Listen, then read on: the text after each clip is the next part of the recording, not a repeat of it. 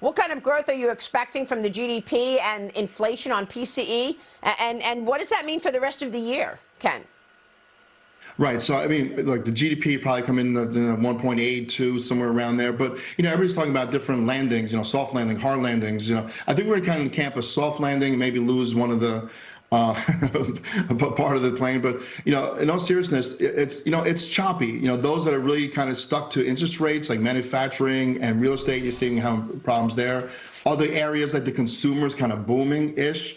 Even Fed Chair Powell noticed, January, February, a pickup in consumer demand. So I think the other half of this year should be about earnings and those companies. And I think, again, we have some hot pockets, and that's what investors should move into. The whole market may not move in the way you want it to move, but the hot pocket, no doubt, right now is AI. And it reminds me just a few years ago when we had the cloud. Remember Amazon and Microsoft, chunks of revenue coming to the bottom line.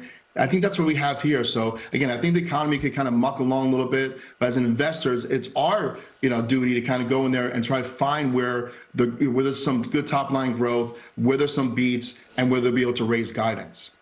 All right, we will leave it there. Ken, it's great to see you, and we'll be watching this hearing today. The Senate banking hearing begins at 10 a.m. The witnesses, Chairman of the Federal Reserve, Jay Powell, and the Chairman of the FDIC.